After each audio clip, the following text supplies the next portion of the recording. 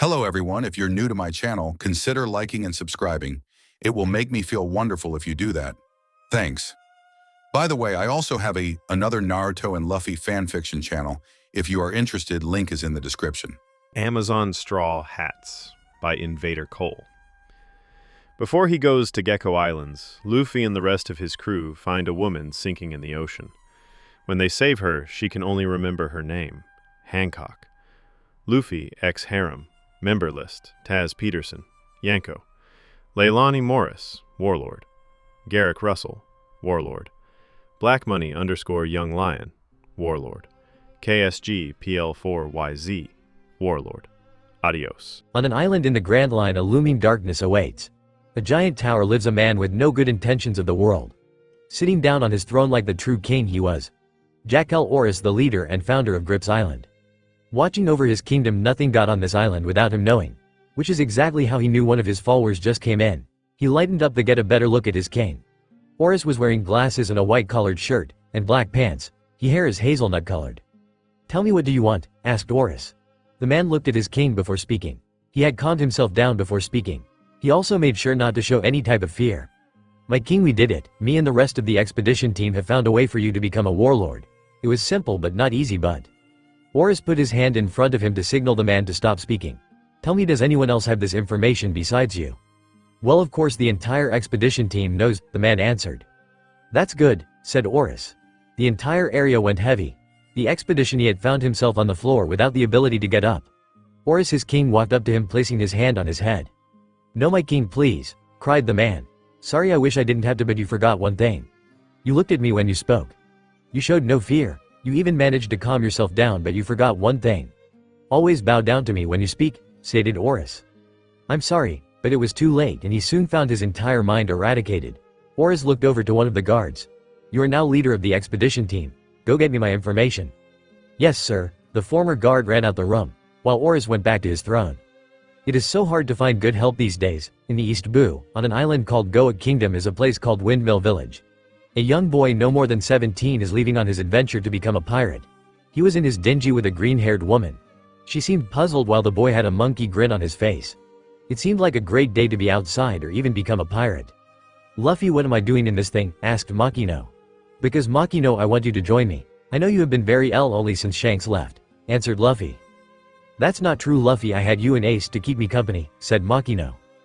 "Yeah, but when I leave you will be only, so that's why I want you to come with me. We can both meet Shanks again together." Makino smiled. She knew sometime Shanks would come back here on his own, but she did not want to tell Luffy that. Then she thought about the promise she made to his mother.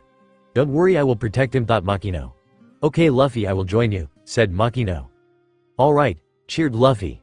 They both then sailed their way to a new world of adventures. They sailed in their very small excuse for a boat all day. Luffy talked about how he wanted at least 9 crew members before entering the Grand Line. When nightfall reached, hell broke loose. Ahead of them was a giant whirlpool. Makino panicked, not knowing what to do. Luffy seemed okay and came up with an idea. "Makino, get in the barrel," said Luffy, already in the barrel. Makino didn't seem to argue and hopped in next to Luffy. They closed the lid, hoping for the best. Makino hugged Luffy inside to give him comfort, even if she was the one that needed it. The next day, on an island nearby, their barrel landed. Both of them were asleep, so they couldn't notice. A pink-haired boy came over and noticed the barrel. He tried to pick it up but found it was too heavy. He asked him. It was a barrel of liqueur. He took it into a nearby house without being noticed. That's what he thought anyway. 3 pirates came by and confronted Koby. "So Koby's slacking off again?" asked one of the pirates. "No, I just thought you guys would enjoy a nice barrel of wine," answered Koby. The pirates then drooled over the thought of some nice wine. Every time they got some, their captain Alvida would drink all of it, never leaving them a drop. They took the barrel and tried to open it. Instead, 2 of the pirates that tried to open it had a fist met to their face. "That was a good nap," shouted Luffy, coming out the barrel. Makino came out after him, not looking happy. "Luffy, you shouldn't do that. Who knows who you could have hurt doing that?" she scolded him. She looked down at the 2 knocked out pirates. "See, what did I tell you?" "Sorry, Makino, I never meant to hurt anyone," said Luffy. "As long as you're sorry." Makino then looked at Koby, who she noticed was very frightened. She walked over to try and comfort him. "Are you okay? Why are you crying?" she asked. "I'm not crying," said Koby. Makino still knew he was scared. She noticed he could be around Luffy's age, so she called him over. "Luffy, come talk to this boy." "Hey, I'm Monkey D. Luffy, the future Pirate King," Luffy introduced himself. Koby's mind changed from scared to amazed. He had never heard anyone, not even Alvida, say that. But Alvida is a woman, but you could easily mistake her for a man. My name is Koby, and did you say you want to be Pirate King? Yep, that is my dream, and if I die fighting for it, that's fine with me, said Luffy. Hey Luffy, do you think I can be a marine? I don't know, that's up to you. Makino decided to jump in. The Koby was now feeling comfortable around them. So Koby, why do you want to be a marine? She asked. Koby smiled at her, even showing a little blush. I want to be a marine because of Alvida. She makes me sick to my very stomach, so I had to catch pirates like her. Who's Alvida? Asked Luffy. Speak of the devil. The roof of the house was knocked down by an iron club. A giant fat lady appeared to be the culprit. She was Alvida. Holy shit, it's the moon, shouted Luffy, only to earn a smack in the head by Makino. Who did you say you were going to capture, Koby? Asked Alvida in anger. Alvida motioned, then turned to Makino. Who the hell is she? Koby looked more scared than before. He didn't know what to say. He then looked at Luffy and thought about being brave. Alvida opened her big mouth again. Koby, I can forgive you if you tell me who the most beautiful woman in the sea is, she said. Not you. You fat old cow. In fact, Makino is more beautiful than what you will ever be, shouted Koby. Alvida's eyes filled with rage and she brought her club down ready to crush Koby. If I die fighting for my dream, then that's okay, Koby thought before the club came down on him. Still waiting, wondering when she was going to do it, Koby opened his eyes and surprised to see Luffy holding back the club. Well spoken, Koby, said Luffy. Luffy then stretched out his arm and reeled it back and sending Alvida flying in the air. Luffy turned back around and noticed Koby possessed out with Makino tending to him. I think his day was too exciting, said Makino. The calm belt, a place in the sea where no wind blows, on the seeking nest. Unless you were a marine, then there was no way you could enter and exist safely. In the calm belt is an island known as Amazon Lily. There are a few rules you must follow. But the number one rule was to never ever bring a man to the island. This was something Boa Hancock could not stress enough. Hancock sat in her throne room alone. Her sisters had other business to attend to, leaving her by herself completely vulnerable for an attack. I know you're there, so come out, said Hancock. Data then went around the room until it took a human form, who was Orus. A man, what do you want? Your presence is forbidden on this island, said Hancock. Don't be so hasty, Hancock. You should show more respect to the king of Grip's kingdom, said Orus. Hancock then stood up from her chair and glared at Orus. She was ready to kill him, but he only had more to say. Now listen, Hancock, I know your dirty little secret. A former slave of the Holy Land. But how did you know? It was easy. A man with my power could easily convince an invisible man to do my dirty work. Now I give you two choices. 1, step down from being a warlord. 2, die and have your entire island massacred. Hancock then disappeared from sight. She reappeared next to Orus with a hardened black fist. Orus was able to block with a simple date shield. Hancock then let out an invisible wave of power. This seemed to weaken Orus a bit as he let down his shield. Hancock taking this chance and kicked him to a wall. She then grabbed him by the shirt and tossed him up a wall. He fell down hitting the heart, then felt something goosing from his nose. It was blood. You made me bleed. Orus' glasses then shattered to pieces. You made me bleed. Orus then put his hands on the floor. Letting out his power, green data started to go from the floor to the walls of the palace. Everything was disappearing into nothingness. You made me bleed. In a flash, the entire palace was gone. Nothing remained except for the land under it. Unless you count the no longer insane Orus. Did I do all of this? Wow. I didn't mean for it to go like this. Now I don't know if she is dead or not. Orus then noticed a big crowd of Amazons coming his way. He decided to leave the scene. In the East Blue, Luffy had done it. With the help of Makino and Koby, he got his first crew member, Roronoa Zoro. He had to do the unthinkable and take on an entire marine base. But mostly just Captain Morgan. They had already left, leaving Koby to be a marine like he wanted. So now they're currently on their way to. Wait, where are they going to?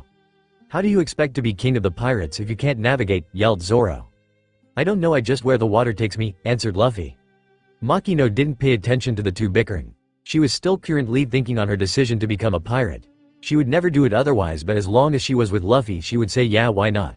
She looked up into the distance and saw a woman drowning under the sea. She quickly took cat-eye onto this. Luffy, Zoro sailed to that direction now, shouted Makino. Why? They both asked. Just do it, she yelled with shark teeth. Yes ma'am, okie dokie Makino, Zoro and Luffy said. They pulled all the way to the woman. Zoro was the one to dive in and save her. After a while he came back up and dumped her on the boat. When she didn't wake up, it was Makino who performed CPR. She coughed some water out and woke up a few seconds later. Hey, are you okay? Luffy asked her, but instead of responding she raised her head and turned back and forth. She was without unsure where she was. Makino was the one to comfort her. Hey, it's okay. My name is Makino, tell me yours. My name is Boa Hancock, the woman answered. Okay, tell me, how did you get here, Hancock? Hancock bit her lip at the question. She had no idea how to answer it. I don't know, all I can remember is my name, nothing else. On the Gecko Island, a certain Tangerine Head had found herself sitting under a tree. She was in a town called Syrup Village. She was taking a rest after escaping Buggy the Clown and his gang of pirates. If it wasn't for her amazing brain of intelligence, she would most likely be dead by now. Just 10 million more berries and I will finally set everyone free. Suddenly she heard a shaking in the bushes. She looked up to see a man with an extremely long nose standing confidently. I am the brave Captain Usopp, a brave pirate of the sea, he declared. I command 8,000 men and they will follow me to hell. Nami could tell the man was lying but listened to him anyway. We ask you to leave this island. Nami stood up to Usopp face to face. Usopp's stance changed to him being cowardly. You're lying, Nami said. How did you know? Asked Usopp. You just told me. Usopp was now on his knees crying. Please don't kill me, I want to live, but if I must I will die for my village. Later, at a twist of fate, the two are now in a diner together. Half an hour later, they found that they actually got along well together, but Usopp left early, to which he said something. The other Usopp pirates told her it was telling lies to a sick girl named Kaya. Nami had then gathered all the supplies for her trip back to her village, but before leaving she ran into Usopp again. Hey Usopp, she greeted. Usopp snapped out his train of thought. Hey Nami. Hancock had really had no idea who she was. After some thought, it was decided that she will join the crew and they would help get her memories back. She had no problem joining them and she had no reason not to join them. Luffy walked up to her holding a fork and a spoon. He had a smile on his face, so Hancock wondered what the man was doing. Luffy, what are you doing? Since you lost your memories, I will teach you what these are, Luffy explained. This is a fork and this is a spoon, he said, holding them to her. Luffy, I know what a spoon and fork is, see you are learning already. Captain Buggy, Nami escaped but we know where she went, said a pirate. Good, now set the sails, the bitch will pay and she will learn never to steal from Captain Buggy, Buggy exclaimed. The big top then sailed off heading for Nami's direction, which was the Gecko Islands. No, leave them alone. What was going on? Hancock had fallen asleep and knew she was having a dream. Why was she screaming? She couldn't move her body or even speak for herself. She saw that she was holding a knife towards a man with a very ugly face. He was holding a gun but it didn't look like it was towards her. He was pointing it at someone else. Hancock, someone said behind her. The next thing Hancock knew, she was whacked in the head with the gun. She looked at the blood coming down on the ground. She then felt someone grab her from behind. But before anything else she was shot. What happened? Why did the man shoot her? She couldn't look for answers as her world went black. All she could do was hear the voices. Hancock, are you okay? Don't die on us, sis. Did she have sisters? Stupid child, how dare you go against me, a noble. Hancock, wake up. Hancock jumped up from her, came face to face with Luffy. He looked like he was concerned. Hancock, you were having a bad dream? Asked Luffy. Before answering, Hancock noticed that it was still dark out. Zoro, who was supposed to be keeping watch, was asleep. Makino was also sleeping peacefully under the night sky. She then came back to Luffy, who was the first one asleep. He woke her up from a nightmare she did not want to finish. Luffy opened his lips to speak again. Hancock, are you okay? You were moving around a lot in your sleep and she even started to scream a bit. I'm fine, Luffy, thank you for waking me up though, Hancock admitted. She didn't want to worry him too much, so she pretended to go back to sleep. But heaven knows she couldn't, as she kept twitching and opening her eyes over and over. She was not having a good night. Then it rubbed against her.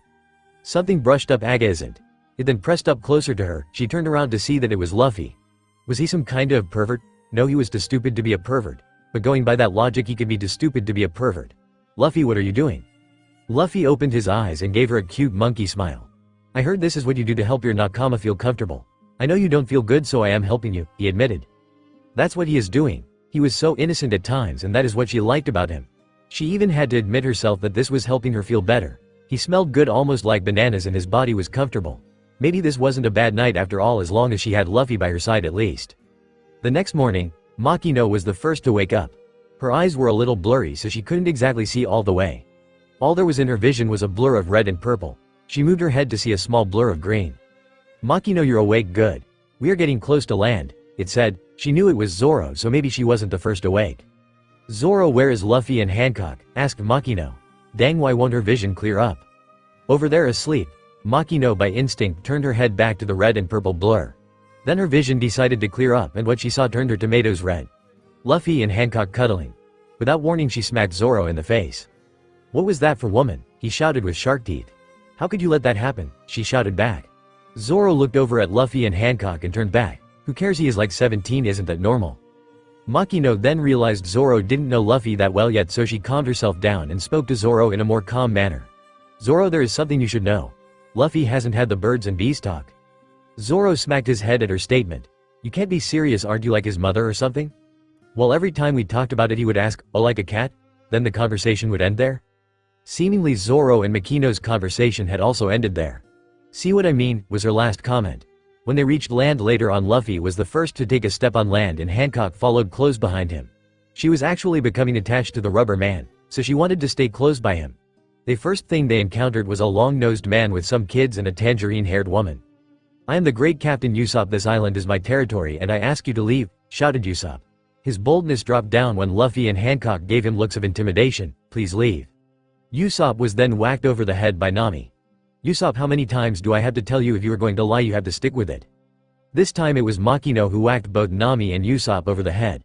Lying will not get either of you anywhere in life, she scolded. Just like that these two groups came together in a similar as Nami and Usopp. Little did they know they would need each other if they were going to protect the island. For two pirates had evil plans. Buggy the clown with a mission to destroy the island and take back what was his. Kuru who had a mission to take a fortune for himself. How will this turn out? Only time will tell.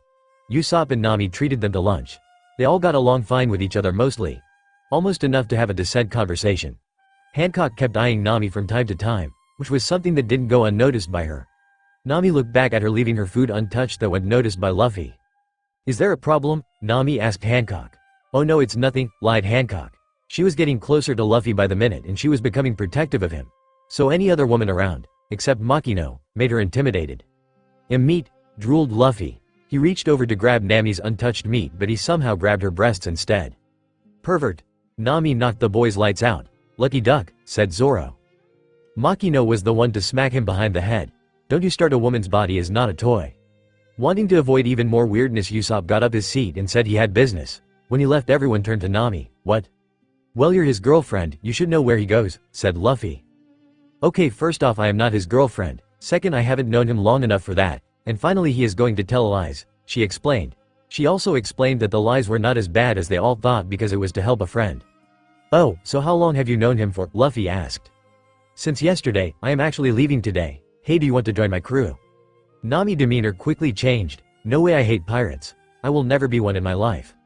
Meanwhile at the mansion, Usopp continued his lies towards Kaya. He was cheering her up and giving her hope. He was telling about how he went to the Grand Line and took down 2 giants. You're so funny, Usopp, Kaya laughed. Usopp continued telling his stories but then noticed Luffy and the rest of the crew along with the kids from earlier came in. Usopp, who are these guys? Asked Kaya. Usopp turned around and noticed everyone behind him. Oh, these guys are my loyal followers. Ignoring what Usopp had just said, Luffy pushed Usopp out the way and confronted Kaya. Hey, I was wondering if you could help us get a ship, he asked. What did he just ask? For a ship? Well, if he was a friend of Usopp then she wouldn't mind. Before anyone else could speak, the door suddenly slammed open. A man with green hair in a butler suit and glasses walked through the door. What's with all the noise? Kuro asked. No, it's the butler, whispered Usopp. You won't get a ship so just leave, said Kuru. Hancock did not like that remark. Who was he to order Luffy around? He was the captain and he was her captain. Hancock stepped in front of Luffy and took a stand. Seeing this woman here shocked every piece in Kuru's body. The pirate empress, a warlord of the sea, was here of all places. She was not in the plan, but something was wrong. He heard rumors saying that the pirate empress had a hatred for all man. So why was she here? Next, she rarely ever left her island. So once again, what was she doing here? Who are you to order Luffy around? Asked Hancock. My name is Clawhador and I am the butler, he said. Butler? Hancock laughed at the word. So if you're a butler, then what makes you think you can order anyone around? Your job is to obey, so do your job and obey, she demanded. He was not a man to get scared easily, but when a warlord talked down to him like that he was easily frightened. He wouldn't dare call her out if she was the real thing. Then there was always the possibility that she was nothing but a common look-alike. That last one seemed like the most reasonable idea. But scratching off all of that, his plan to get the pirates to leave wasn't working, so he would try something else. You're here too, of course the liar would be here. A worthless piece of shit like your father's, Kuru stated. Don't, started Usopp. He wanted nothing to do with you or your mother. He left you because he cares nothing for you, Kuru continued. You shut your mouth, yelled Usopp. He balled up his fist ready to punch the butler in his face. Zoro now, shouted Makino on cue. Zoro ran up and restrained Usopp before he could punch Kuru. Usopp, don't start the fight just because he made you angry, Makino advised. You see, that is what a pirate will do, resort to violence, said Kuru. Nami felt frustrated on how he was bullying her friend. Even if she didn't like pirates, she wasn't going to let someone talk like that to her friend. You know it's only part of human nature to hurt someone that is badmouthing someone you care about. How about I tell you this? Your mother is such a hoe that all pirates in all the blues knew her. He then lost it. He jumped up and was about to smack Nami in the face. When he got to close for comfort, it was Hancock and Luffy who jumped in and guarded her. "Don't you dare hurt one of my nakama," said Luffy. Nami smirked. "Like I said, it's human nature." Kuru still very ticked and only had one thing to say. "I ask you all to leave now, before things get ugly." "Fine, have it your way," Usopp pouted and left out the door. "Usopp, Caladre, that was very rude of you," shouted Kaya. "It was only the truth," said Kuru. "So is your mother being a hoe?" Nami said before walking out the bedroom. After that everyone left the mansion. Luffy followed Usopp and Hancock followed Luffy. They followed him all the way to a mountain top. Usopp sat there in sorrow. When they came to him they had a talk about Usopp's dad. "Usopp, you know it's not true, right? Your dad cared about you very much. He never stopped talking about you," said Luffy. "You know my dad? How?" Meanwhile Nami was with Zoro and Makino at the beach she arrived at. "So you're a navigator," said Zoro. "Yeah, a really good navigator," said Nami. "So why won't you just join us? Luffy does really want you," said Makino. "Thanks but no thanks. I hate pirates and everything about them," said Nami. Zoro yawned and laid down. "So you're just a petty thief then?" "I'm a thief with a goal," started Nami. "I need to collect 100 million berries." "Why? None of your business." Makino moved her eyes from the bickering two and looked out into the distant sea. It was a little far but she could tell what it was. "A pirate's ship," she shouted. "What? A pirate ship?" Zoro said, getting up. Nami looked out into the sea and recognized the pirates. "Buggy," she whispered. "We have to warn everyone," said Makino. "Fine, let's hurry." Zoro and Makino ran off to the village. But Nami stood there still looking at the upcoming ship. "This is my fault. People are going to get hurt because of me." "Nami, let's go." Luffy, Hancock, and Usopp had just heard some very shocking news. The butler was in face, not an actual butler. But he was really a pirate thought to have been dead years ago. He planned to kill Kaya and take her fortune. Usopp was stunned by this and he quickly ran towards the village to warn everyone. Hancock knew it. This man was untrustworthy. He was only using this girl for her money. He betrayed her trust. In mid-thought something hit her mind. She was remembering something again. Flashback. Eat. Hancock looked what was handed to her. It was a very weird fruit. It was heart-shaped and has pink swirls. Like last time she didn't know much on what was going on. She could not speak and she had no control over herself. All she knew was that whatever she was doing she did not want to eat this fruit.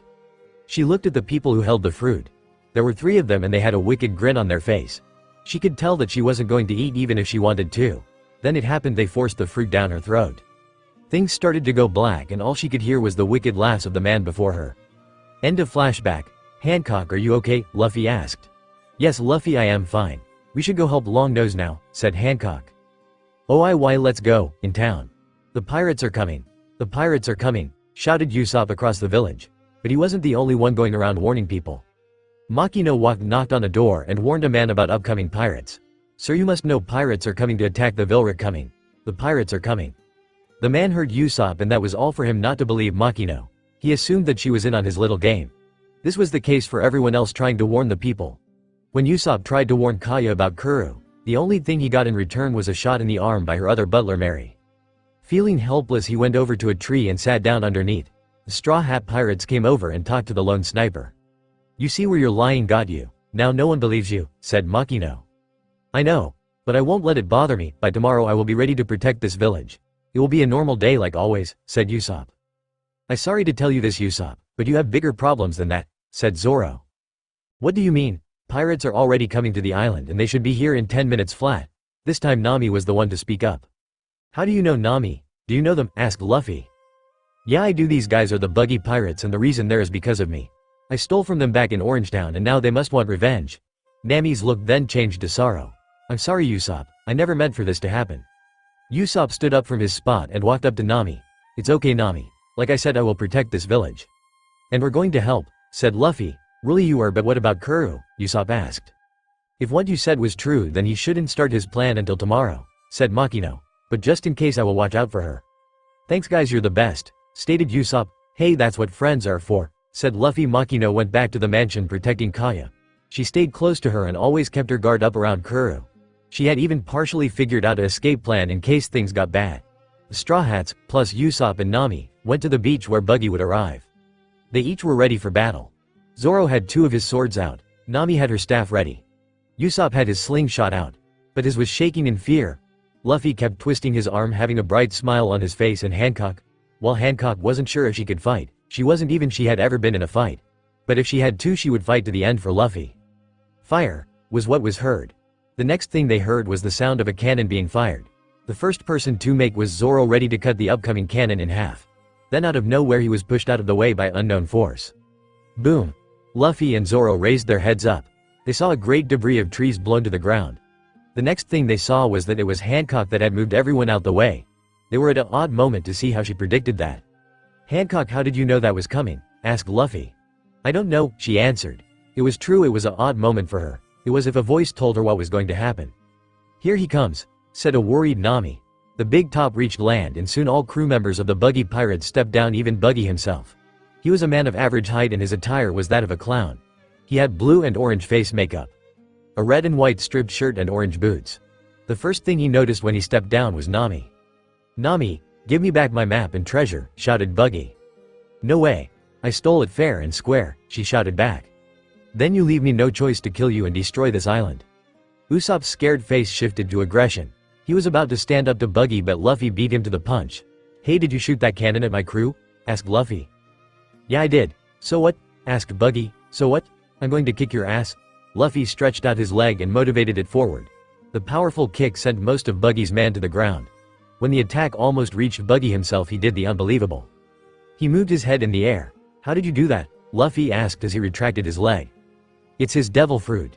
It lets split his body into pieces," answered Nami. "I would kill you myself, but I'll let my crew take you on. Moji, Kabaji." On his order, 2 men stepped out from behind him. One on a unicycle and the other on top of a lion. They rushed on top the hill ready to kill. Usopp, on instinct or accident, fired an egg out his slingshot. This, however, did something, because Rish the lion stopped and ate the splattered egg. Usopp, confused on what he just did, quickly changed his tune. "Yeah, that's what happens when you mess with the great Captain Usopp," he cheered. "Bull crap, if you're a pirate captain then I am the pirate Shanks," yelled Buggy. "Oh crap, how did he figure it out?" said Usopp. "You just told him," yelled Nami. It was Zoro's turn to battle. He had 2 swords in his hands and 1 in his mouth. The 2 swordsmen met together. It was steel against steel, neither side backing down. They then jumped apart at the same time and soon collided swords again. Kabaji soon gained the upper hand and started moving Zoro back using the power of his unicycle. Zoro, seeing what was happening, then started spinning himself super fast. This caused him to knock back Kabaji's sword and gave multiple cuts to both his chest. Before things got too serious, Kabaji pulled back his sword and stopped the slashing swords. The fight nearly coming to an end, Kabaji fired fire out his mouth. Zoro countered and ran straight into the flames. Flaming onigiri, Kabaji was ended by a slice of flaming swords. Zoro, now behind him, seethed his swords. At this moment, Kabaji fell to the ground. "I must defeat anyone who calls themselves a swordsman, to be the best." With everyone distracted by this, Nami was able to sneak away and get to Buggy's ship. She searched around, hoping she did not miss any treasure. She still believed he had more, so she went and checked the captain's quarters. There she found a pink-haired woman tied up in sea stone cuffs. She was unconscious. Nami thought that it was possible she was a prisoner, so she picked up a nearby key and untied the woman. When there was a certain amount of sea stone released, the woman woke up. "Are you okay?" asked Nami. "I am now, thanks for saving me." The woman stood up and stretched her body a bit. "You got any food?" "Oh great, not another Luffy," thought Nami. "Oh, by the way, my name is Jewelry Bonnie," said the woman. It was Luffy's turn to go against Buggy. He was ready to kick his ass. Gum Gum pistol. Luffy shot his arm towards Buggy, but as if he expected it coming, Buggy moved his head to the side. Luffy charged up to him while shooting another attack. Gum Gum Gatling. Multiple punches were sent towards Buggy, but like last time, Buggy dodged each one. Buggy decided it was his turn to attack. He fired 2 of his hands towards the Straw Hat Kid. Luffy saw this coming and jumped up in the air to dodge. He jumped only to be knocked back down by Buggy's fist. "Luffy!" screamed Hancock. "How did he know I was going to jump?" thought Luffy. Hancock wouldn't have it. She wouldn't let this man beat her. Luffy, while she stood by and did nothing. She was about to walk up and fight the man himself, but then it happened. "My hat!" she heard Luffy yell. She turned around and saw Luffy's hat was torn and on the ground. She also saw that the culprit was one of Buggy's hands with daggers in them. That when she had enough. That hat meant the world to Luffy. She walked up and charged at Buggy. The only thing standing in her way was his crew. "You're not going anywhere, Toots," said one of them. Hancock kept running through, but she soon found herself surrounded by a group of men. Then something happened. She released an invisible force and sent the pirates to the ground unconscious. This went noticed by everyone who was still awake. Who is this woman? Thought Zoro. That power is scary, thought Usopp. Buggy was speechless. This woman had the third form of Haki unlike him. He only paused observation Haki, but it was likely she was stronger. But he could tell one thing, this woman had no idea how she did it. So she most likely didn't even know what Haki was.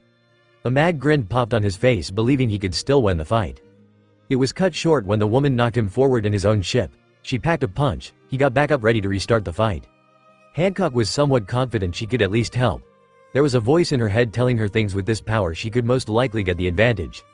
Hancock, don't fight him, yelled Luffy from behind. Buggy's eyes then turned more wide as they widened. He knew he saw this woman somewhere before. One of the 7 warlords of the sea, but what was she doing here? If she was aligned with this straw boy, he could not fight or hope to beat her. Even with there still being some doubt in his mind, he ordered his crew to fall back. The remaining of the crew that wasn't passed out picked up the ones that were unconscious. When they all began to run back on the big top, an unknown force sent them back down falling. It was revealed to be Nami and Bonnie. Make me a slave, A raged Bonnie grabbed Buggy and transformed him into a kid. Hey, change me back, bitch, said the little Buggy. Luffy saw this window of opportunity and sent Buggy flying with a gum pistol. At a later time, Buggy's crew left the island and everyone took a rest from the battle. Thanks guys, but there is still the problem of Kuru to deal with, said Usopp. Alright, I'll have to kick his ass too. Luffy stood up and started walking back to the village. Everyone followed him except for Zoro and Nami. So Bonnie, are you coming with us? Asked Nami. You mean join this pirate crew? Before Nami could protest that she was not a pirate, Bonnie spoke. BFW, how strong is the captain? He's stronger than what you might think for a kid like him, said Zoro. Interested, Bonnie scratched her chin. I'll think about it, so if what you tell me is true, then Kuru can't be trusted, said Kaya. Yes, Luffy and Usopp heard him say that they are planning on attacking the village tomorrow, said Makino. Crash. Makino and Kaya heard a crash come from downstairs. Things were quiet for a while until they heard footsteps coming up the stairs. Makino took the defensive and had held a hunting knife in her hand. When the door opened, she charged towards them ready to stab. Hey, Makino, what are you doing? Yelled Luffy, grabbing the knife by the mouth. Luffy, it's just you, but what happened to the butler? Asked Makino. Me and Usopp kicked his ass. Luffy then bit the hunting in half. Oh, and we got a new member. Meet Bonnie. The pink-haired woman stepped from behind the door. She got a quick clothes change because of her other clothes being ripped. It wasn't her style, but she was in the clothes in one of the female maids. But there was something she wanted after being stuck as a prisoner of Buggy so long. Luffy, I need food. If I am going to join you, then you are going to have to keep feeding me, said Bonnie. Yeah, I can eat too. Let's go get Zoro. Luffy looked around the room for Zoro, who was the only one not there. It was Nami who looked out the window, and there was Zoro looking around as if he was lost. Bonnie and Luffy went outside to get him, but as luck would have, a marine officer was around. Makino and Kaya called them before the big bash with Buggy. Unfortunately, they also knew she was in the area because they walked around holding a picture of her. When they came her way, she had to think fast. In Zoro's eyes, it just happened. A little kid with pink hair tackled him and saying brother. It was weird at the moment, but he noticed after the marine left, the girl changed to Bonnie. Hey, you weren't a brat at all, said Zoro. Of course I wasn't, you idiot. Fine, whatever, can you get off me? Bonnie then noticed she still laid on top of Zoro. She was slightly embarrassed, hoping no one other than Luffy could see them. Before she stood up, she whispered, don't mention this to anyone. Whatever, Zoro. Bonnie, you ready to go to lunch? Shouted Luffy. Why does he have to be so loud all the time? Complained Zoro.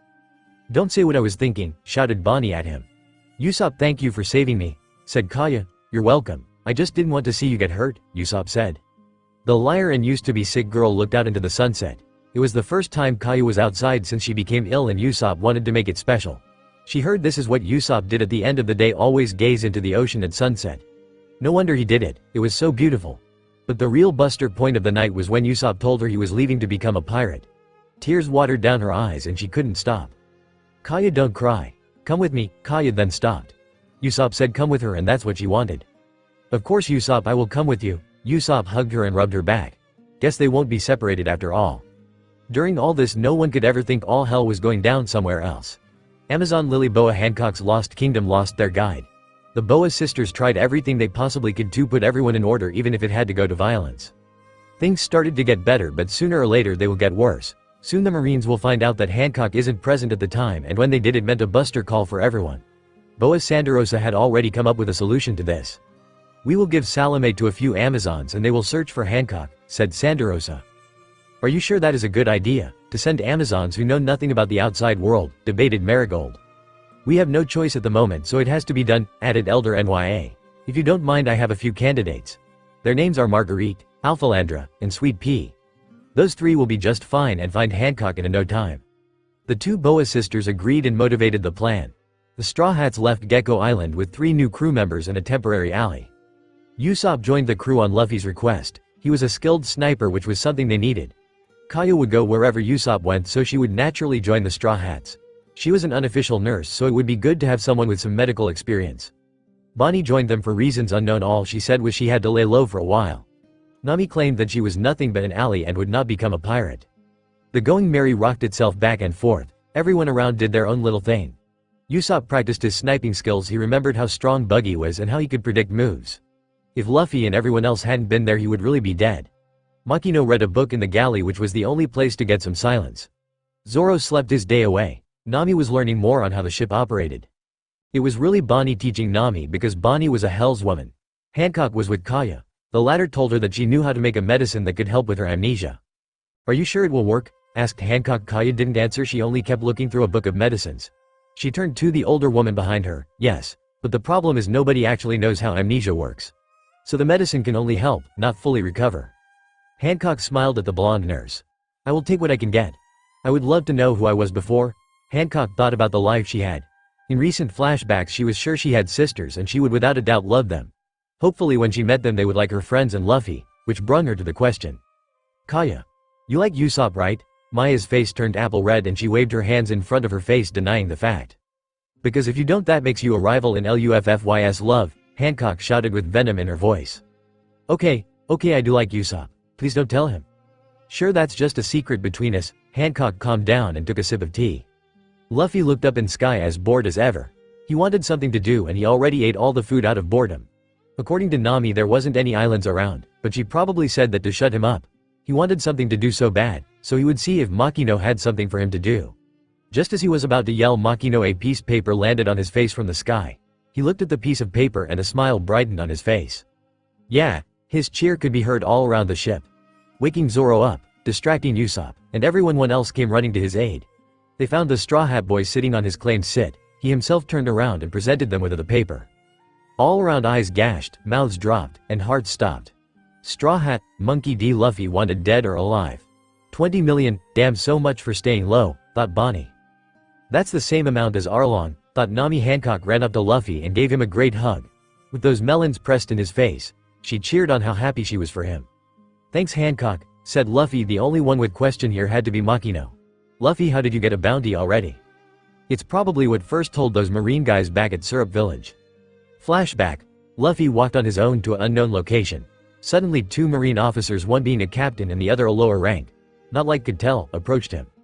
"Excuse me, sir, but can we ask for your name?" said the higher officer. "It's Monkey D. Luffy." He was cut off by the other officer. "We heard that you defeated Kuru of 1,000 plans, without much effort, so we ask you to join us in the Marines." "Not interested," is all that he said. The young boy walked past them without speaking another word, curious to find out why they moved in front of him. "Why not?" the higher officer asked. "Because I am the future pirate king." End of flashback. "So after that they tried to arrest me and I kicked their ass." Makino smacked the idiot in the back of the head, but this was only the tip off the iceberg. Both Bonnie and Nami teamed up and started stomping him on the ground. After they finished, they high-fived each other and walked off. Nami herself was soon encountered by Hancock. "Do you really think it's so easy to beat on my Luffy and not face me?" Hancock said, enforcing the fear. "For the last time, I do not love Luffy," shouted Nami. "Ha, I never said you did." Nami ran off, not wanting to deal with this any further. She ran into the bathroom and closed the door behind her. She quickly washed her face and took a look at herself in the mirror. This wasn't really happening. She was not safe now, so she had to leave.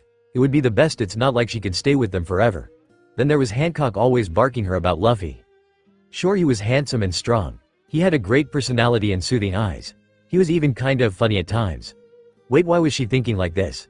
This is just what Hancock wants, so she can't allow herself to think like that. But it was hard to deny the facts. Back in the nursing room, Kaya had completed the medicine to help out Hancock. Kaya deduced she had transient amnesia. With that knowledge, it wasn't hard to conduct a home remedy of nuts, fruit, and other ingredients. She went to the counter to pick up the remedy, but had a strange occurrence. "Is there a problem?" Hancock asked. Kaya had no idea what happened. She was 100% positive she placed the remedy there. The only other reason was that someone could have walked in here and took it, but who would that? You ate all the food, I was hungry, we are going to kill you. She had her answer. It was a shame it all pointed to Luffy and Hancock would be crushed. She then hears the door slams and it doesn't take long for her to realize Hancock stormed out the door. She sat back in her chair and only imagined what she got herself into by joining this crew. She stepped up and went to go check on Usopp. Your dad was a super strong guy, Usopp. He never missed his mark and probably one of the greatest snipers in the world. He never ever stopped talking about you, and to tell the truth it was annoying. Hey, are you a cool sniper like him? You should join my crew. Usopp remembered what Luffy told him. If what he said was true, and he was sure it was, then his father did love him. His father was a really sharp and cunning sniper. He wanted to be like him. But the way he was now, there was no way that he could get strong enough to survive the dangers of the Grand Line. He already tried to convince him not to go, but Luffy's mind was made up. He also claimed that it might help out Hancock figure out who she was. And the last thing he wanted was to go against Hancock. That woman was scary at times. He needed training and lots of it, so he turned to the only person he could for help. What do you want, Usopp? Asked Zoro, still half asleep. I have a question for you. Usopp's hands shook similar in the way they went against Buggy. Should he forget about it? No, if he wanted to get stronger he had to get more positive. Zoro, can you please train me? I am too weak to protect Kaya. I am too weak to protect my friends. Please Zoro, can you train me? He was begging him. Zoro gave him a look of intimidation as if he was testing Usopp. This lasted for a minute before Zoro said, Sure, but you better be ready. Yes. Thank you Zoro, you won't forget it? Get off me, you idiot. Zoro and Usopp heard laughing from around the corner. They turned around to see Nami and Bonnie laughing at the two males hugging each other. I thought there was something I liked about you, said Bonnie. Screw you, woman. Zoro, you are so easy. Zoro quickly grabbed his Wado Ichimoji. He could have swore he heard a voice come from it. Crazy thing was he recognized the voice. Then maybe it was nothing. Makino was a mostly experienced cook, always cooking for Luffy and clients. But that wasn't the problem. The problem laid on there being no food. Should be restaurant called the Baratia, so maybe they would be willing to give them some food supplies. Wait. Someone just came on the ship. She heard the voices of one man. You damn pirates. You're going to pay. What else could go wrong today? She ducked a slice from his sword. Whoever the man was, he clearly was rusty with a sword. Before he could swing again, Bonnie kicked him in the gut and sent him flying to the wall. Johnny? Bonnie looked up at Zoro, noticing he was looking down at them. Zoro, who is this guy? Asked Nami. Instead of Zoro answering, the man identified as Johnny spoke up. Big bro Zoro, what are you doing here? After explanations, which went longer than it should have, Johnny learned that Zoro was a part of this pirate crew. Johnny told them someone from this ship shot a direct cannon at them. Suddenly all eyes fell on Luffy. I'm sorry, he apologized. I never thought Big Bro Zoro would join a pirate crew, especially with Monkey D. Luffy and Jewelry Bonnie, said Johnny. Wait Bonnie, you have a bounty? Asked Nami. It's not something I really want to talk about right now, said Bonnie. Getting back to the real conversation, Zoro asked Johnny where somebody named Yosaku was. After another variety of explanations, Yosaku was now in the nurse's room on the bed. Kaya revealed he was suffering from scurvy, a disease you get from not eating enough fruit. This brought up the conversation of a cook. Luffy, we are going to need a more experienced chef than myself, said Makino. It's settled, then we will go to the Baratia to get a new cook. Luffy declared. The Going Merry sailed to the direction of the sea restaurant. Everyone is doing there on little thing or just hanging out with a member of the crew. Kaya is working on another medicine for Hancock. This time she would not let Luffy eat it. Nami and Bonnie sat down reading different sections of the newspaper. Hancock is feeding Luffy some cake that Makino made for them. Makino told her that she was really shipping these two despite the age difference. Here you go Luffy. Another piece, offered Hancock. With Luffy's acceptance, she fed him another piece of cake. Hancock was glad she had her own secret stash of food. Before Luffy could get to it, it wouldn't really matter anyways since she had saved it all for Luffy. This is good Hancock, thanks a bunch, said Luffy. He was glad that he chose Hancock as a nakama. She was always so nice to him. The only time he found her a bit too much was when she picked fights with Nami. He liked Nami. But as long as they fought as nakama, then it would be fine. With the swordsman and sniper, Zoro had promised Usopp that he would train him the best he could. He didn't really know much about sniping, but he knew pretty much all basics, that even Usopp needed help in. He noticed during the battle with Buggy, Usopp shakes a lot and he not so good with fighting the enemy directly on. So he requested that Johnny and Yosaku have a sparring match with him. Ready, Zoro began. Fire! Usopp repeatedly began shooting a piece of his ammo, one by one as Johnny and Yosaku charged towards him. He only managed to hit them a few times and he could barely dodge their attacks. When he did get some distance between them, he wasn't fast enough to launch another attack. Usopp, you have to move faster, the enemy won't wait for, time will always be your worst enemy. After 30 minutes of brutal training, it was time for a break. Zoro advised Usopp that he should probably upgrade his slingshot weapons. Zoro himself went on deck and had a sip of booze. He looked off into the distance and saw that they are approaching the sea restaurant. "Oh, the sea restaurant is right ahead," shouted Zoro. Later the ship docked, but as they did they noticed a marine ship much bigger than the Mary.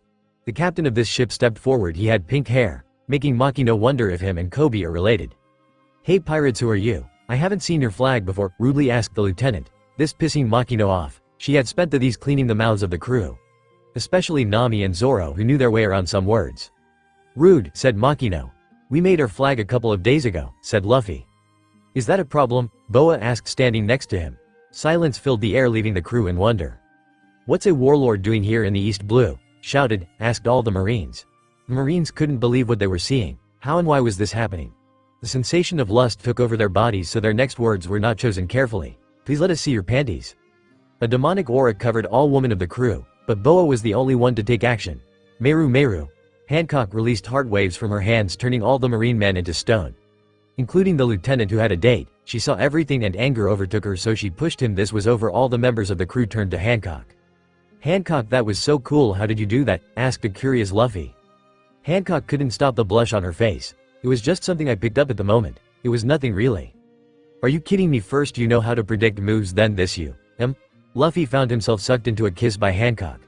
When he realized this, he closed his eyes and kissed back. At least that's what he thought. What was happening at the moment was really making the crew feel uncomfortable. Kaya grabbed Usopp's hand, thinking he was going to get the message. Usopp was, but didn't know how to go right to it. "Okay, I thought we had to get a new chef," pointed out Nami. Luffy broke the kiss, which dissatisfied Hancock. "You're right, Nami, let's go in." He spoke like the kiss never happened. Later him, Zoro, Usopp, Makino, and Kaya went off ship in search for their new chef. She didn't want to seem selfish, but Hancock wanted more. At least she could breathe now. For someone who claims his inexperienced sure does do it well. She looked over to Nami and Bonnie having a conversation. "So Nami, you sure seemed in a hurry to break that kiss," teased Bonnie. "Don't be ridiculous, I could care less. I just didn't want to keep watching it," defended Nami. "So you were jealous that Luffy kissed me and not you?" claiming Hancock, appearing next to the tangerine-haired girl. Nami really didn't feel like dealing with this at the time. "I don't love Luffy, I don't find him attractive in any type of way." Hancock was about to speak, but was derailed when a bounty paper flew in Nami's face. She couldn't see what was so special about it. All she could tell was that it made the girl look lifeless. Nami tightened the grip on the bounty paper and tucked it away in her pocket. She walked away without saying another word, which almost seemed out of character. Good. With Nami gone and nobody else around, Bonnie could address Hancock. "So tell me, do you not really remember, or is this just a game?" asked Bonnie. "What?" asked Hancock. "Don't tell me you really don't know. You're the pirate Empress Boa Hancock, one of the many warlords of the sea," Bonnie told her. "You're the queen of Amazon Lilian Island that is exclusive to women only." Hancock was speechless. When she put the words she said and then her occurring dreams, it all made sense. She looked at Bonnie as she had one word left to say. "You also have an infamous hatred for men, no?" Hancock ran to the girl's cabin and slammed the door behind her. How could she hate men? She loved Luffy. So to hate a man is to hate Luffy, then she wouldn't accept it. Her love for Luffy was real and no one could tell her otherwise. Yes, she loosely remembered who she was at this point, but she could only do one thing. She blocked it out. She blocked the whole fact on who she really was out of her head. She didn't accept it at all. As long as she kept doing that, she could stay with her beloved Luffy. Luffy had already left, trying to convince the chef called Sanji to join them. Zoro didn't know why, but he could feel all sorts of trouble coming from that man. Just as much trouble as he got from Watto. The voice that spoken from it before was Kuinai's, he was sure about that. But why was she here? Was it because her spirit was still trapped in her sword? He couldn't think much of it because a blonde waitress came to him. "Hey there, handsome, what's your order?" she greeted. Zoro grunted. She had to disturb him now of all times. "I already ate, so I'm not hungry," Zoro told her. She still stood there. "Is there something you want?" "It's nothing, I just never get to see a manly man like you," she swooted. "If joining your crew means joining you and getting away from that perverted cook, then I am in." That was easier than he thought. "Can't you feel it, Zoro? Our time to prove who's the world's greatest swordsman is," he heard from Watto. Sanji did as he normally did and cooked in the kitchen. Cooking over the hot stove, he thought about what the rubber boy asked him earlier. Joining a pirate crew. Foolish. He belonged here on the Baratia with Chef Zeph and Summer and everyone else. He would admit getting some fresh air was a nice thought, but he could never leave here. Turning the stove off, signaling his final decision. He wasn't going to leave, and that was that. "I don't care how beautiful Nami Swan is, it won't be enough to make me leave," Sanji muttered to himself. "Sanji," called a female voice. Sanji turned around facing Summer. For some reason looking at the woman made him sigh. "We need to have chat." Before Sanji could open his mouth, Summer continued, "I'm leaving." That struck a nerve in the blonde's head. Even then he still went the calm, cool route. "You don't mind if I ask what for, right?" "I'm joining Luffy and his crew. I want to see the world," Summer told him, emotion everywhere in her voice. "Come with me, Sanji. We don't have to stay here for the rest of our lives. We can live our dreams." Summer tried to convince. However, Sanji didn't seem too much convinced, if not at all. "Sorry, Summer, but you know for a fact I will never leave the old man. You can go on without me, I don't care." Those last two words went a different tone. I don't care, of course he cared, he just wouldn't show it. Summer had actually shattered a little. She believed she met at least something. Fine, she shut the door behind her without another word. Bonnie strolled in the dining room. Her conversation with Hancock went nowhere. In a sense, she didn't care. Shrugging, Bonnie decided to eat. She found her fellow crew members at a table, but for what she wanted it cost a whole table. "Greetings, you dirty crook, what'll you have?" asked Patty. Bonnie smirked. "Give me pizza and lots of it." Miss, you have meatballs in your hair," Patty said. "I'll just—" "Don't touch my food," Bonnie shouted. Everyone looked a bit surprised the way the woman was eating, except Makino. As far as she could tell, it was like feeding Luffy. Looking again, she noticed her table manners were off. Sitting on a table while you eat. Honestly, Bonnie. Makino sighed. Makino looked back now, seeing Zoro walk up to her. "Woman, you either sit in a chair or not at all," Zoro scolded her. "What the hell do you want, swordsman? Go away, I'm eating," Bonnie scoffed. Slobbering down another pizza. Bonnie remembered a fact about Zoro. He inhaled a lot of booze and rum. She wondered exactly how big his tolerance was. "Nay, Zoro, let's have a drinking contest." Zoro raised a brow and smiling at what she offered. "Finally, you're thinking right. I didn't take you for a drinker. I'm just curious how high your tolerance is," Bonnie admitted. At this, the entire restaurant gathered at the competition, including the Straw Hats. Everyone placed small bets, wagers on who would win. Kaya and Nami put their money on Zoro. Nami never lost a bet. Hancock decided to prove Nami wrong and went with Bonnie. Makino was the only one left out, deciding she didn't want any part of gambling. Sanji didn't like seeing such a beautiful woman go against a moss head. Pink locks of hair, tangerine blush. The god OFSXY woman. Wait, I'm describing all beautiful ladies at once. They're just so beautiful, Sanji swooned in his head. Done. Bonnie threw the bottle down in defeat. She could barely lift her head from the exhaustion. Zoro lifted her head, looking into her eyes, taunting with his laugh. "Looks like you couldn't beat me, woman." His devilish smile didn't help her situation. Bonnie couldn't take it, actually feeling helpless. That wasn't her. "Get off me, Moss Head." The pain from her head was worth that yell. "Moss Head, nice one, Bonnie-chan," Sanji complimented. "Back off, pervert." Bonnie sent Sanji crashing into the wall. The latter stood up and simply dusted himself off. Once again Zoro laughed. "You're a good one." Nami quietly sneaked back on the ship. She didn't feel too good about stealing it from her so-called friends. She had enjoyed herself with them and honestly wished she could have stayed longer. However, she had problems so big that she couldn't enjoy herself. At least she could say that she wouldn't miss Hancock honestly. Lifting her shirt up halfway in the most seductive way possible, she turned to Johnny and Yosaku. "Boys, you wouldn't mind turning around so I can change, right?" "Of course not, big sis," Johnny said, blushing like a daisy. When he turned around, Yosaku soon followed. She could hear them making stupid comments about her breast. "Guess you wouldn't feel so horrible." Sneaking up to them like the sly cat she was, Nami grabbed hold of their backs, right before pushing them off. "What the, big sis, Nami?" Smiling nonchalantly, she leaned over the railing. "Sorry boys, the time I had was fun, but now I have to leave. Tell the others if we meet again then it was truly meant to be." She didn't say another word, no matter how much of the pleas she heard. Nami had a responsibility, one she had for 7 years. She wasn't going to let anyone get in the way of her almost finished goal. "Sanji, join me," Luffy shouted. Sanji wasn't happy with this. The kid already got Summer, why does he still want him? Couldn't he just take his beautiful woman and go before he dies of blood lost? "Excuse me sir, there's blood dripping out your nose," a man complained. "I refuse," Sanji shouted. "I refuse," Luffy countered. "What? I refuse your refusal," Luffy explained.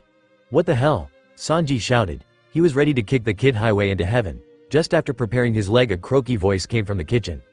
"Sanji, get back to work." Damn that old man. Sanji knew the kid would get his soon enough. Summer walked up to the unfortunate pirate, also her captain. "Good luck with that. He won't leave this ship to save his life," she said, cleaning up a cup. "I don't care, I'm not leaving until he joins us," Luffy responded. Summer smiled, knowing she made a good choice. She had yet to see the inside of the ship, but she couldn't wait to live in her new home. "Captain, how about I make you some sweets?" "Yosh, sure thing." Luffy agreed, turning her head back facing a certain swordsman. I can make some for you too, Zoro. She didn't get an answer from the latter other than a simple pout. Either way she took that as a yes. He regretted nothing. Sanji knew the outcome before it happened. Not even when Don Krieg reneged his words, and revealed his intent on seizing the Baratie. And when the other chef cursed him for bringing ruin on them, he still remained nonchalant. A promise was a promise, and when it came to protecting the Baratie, he would fight for his life. With every waking moment, Wado or should he Kuina shook. He didn't know what was bugging her. This sensation all started when Don Krieg showed up. Kuina kept muttering how it was time to prove himself, the world's greatest swordsman. Zoro could only think of one thing, Mihawk. Suddenly a great noise from outside caused all the pirates to run outside. All of them saw Krieg's galleon fall apart. Worried about Mary, the pirates rushed towards where they docked her, only to find Johnny and Yosaku in the water. Johnny, Yosaku, what happened? Where's Mary? Luffy asked them. It was big sis Nami, she took advantage of her distraction and pushed us overboard, Yosaku responded. That whore. How dare she take what's precious to Luffy? I'll kill her, Hancock thought, already making 100 way of disabling her. Nami did that. Luffy muttered. How could she? What was she even doing? She couldn't have gotten far. I'll stay here and fight with the cooks. The rest of you have to go after her, Luffy ordered.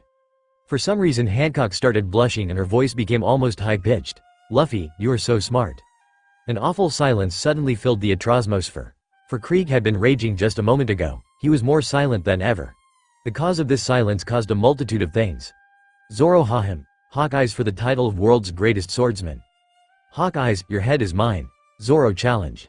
Hancock grabbed the twisted pain in her stomach. She recognized the swordsman. Just as the swordsman recognized her. Mihawk ignored Zoro, having his attention more focused on Hancock. I was hoping for something that could hold my interest. Little did I expect to find the pirate empress in the East Blue, Mihawk said. Shocked stares were his only reply. Hancock, do you know him? Luffy asked. Hancock bit her lip. She was not ready for this. Could she lie and get away with it? No. Mihawk was smarter than that. But that left her last option, but with that she could lose the trust of her beloved Luffy. I've given up on my old life. I have a new one with Luffy. That means I have nothing to do with the warlords anymore. Mihawk couldn't say he was shocked at the least. In his days he's heard stranger. Are you saying you're giving up everything and could care less about what happens to Amazon land? I am. Hancock believed whatever happened her sisters would protect the land. They would understand if they knew her predicament. Mihawk wouldn't question her further. He still had boredom to kill. The swordsman in front of him could kill that. Sanji braced himself for Pearl's finishing move. Instead of disc hitting his head, nothing happened. This was because Summer blocked his attack with only her leg. Pearl forced his disc harder in. Realizing his close attempt, Summer lightened her weight. Sowering in the air over him, Pearl wondered what was going on. Summer, stop. Jin will kill the old man, Sanji pleaded. 100 kilogram press. Crack. Summer shattered his armor and plummeted Pearl through the floor.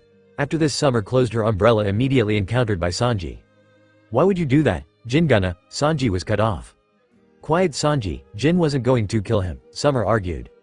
She was proven right when Jin refused to kill Zeph. This caused an argument between him and Sun Krieg.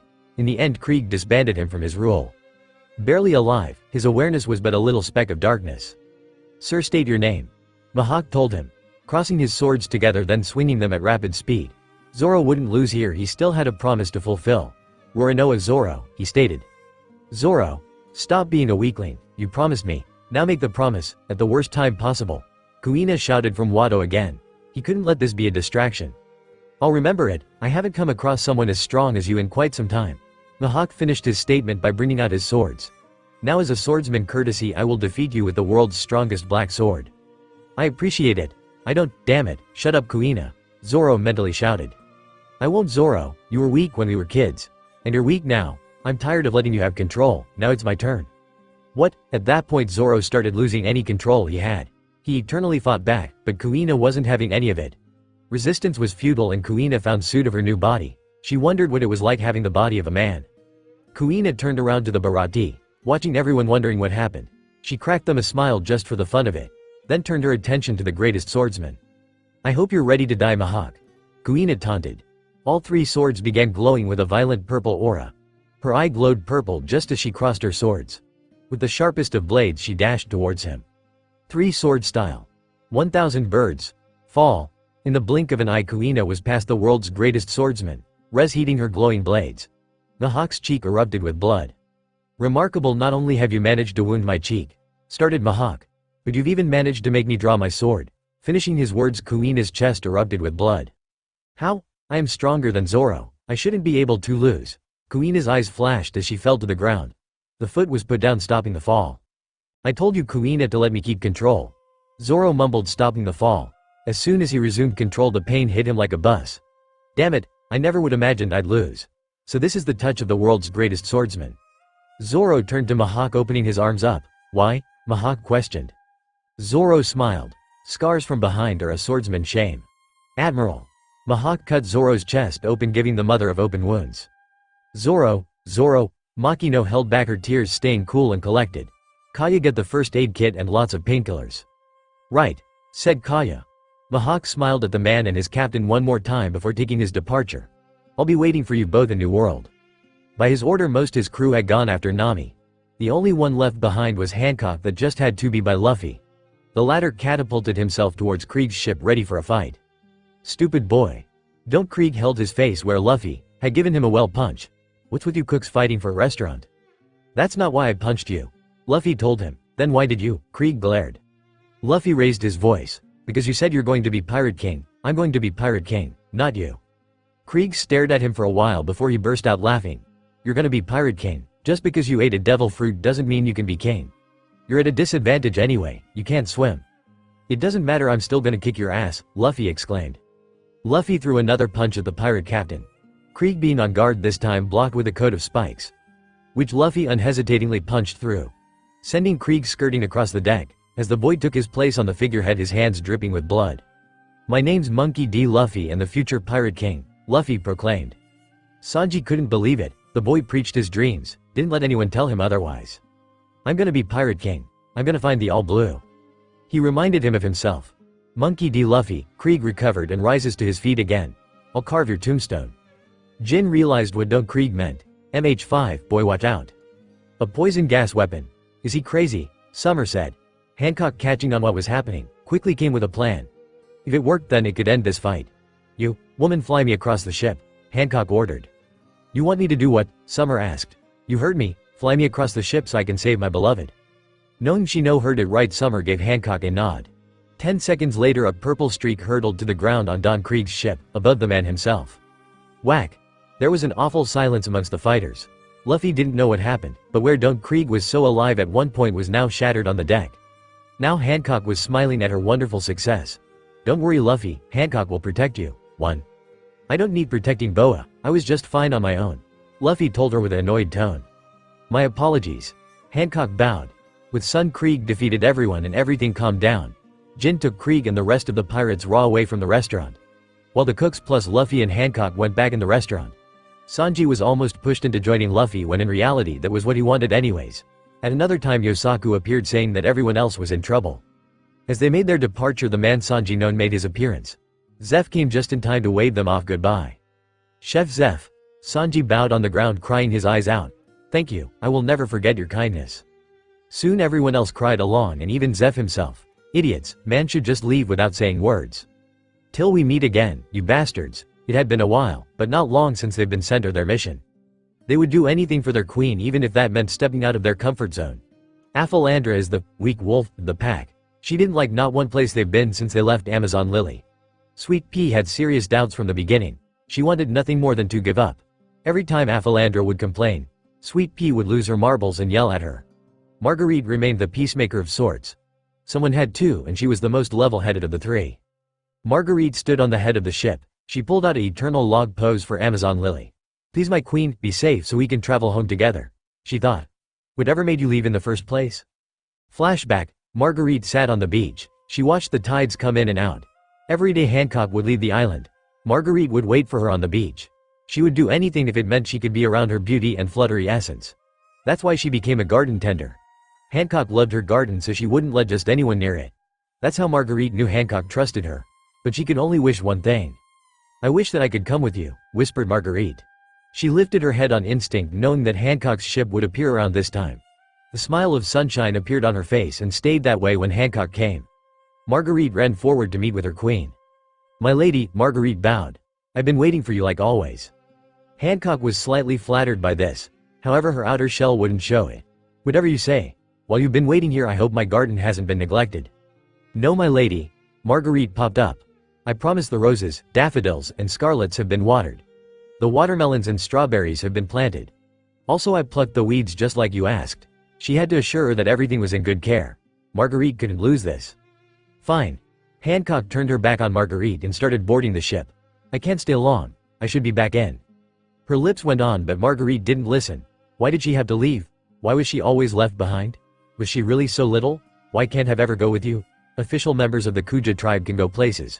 But God forbid me." Marguerite gasped when she realized what she had done. She couldn't even look Hancock in the face after what she had done.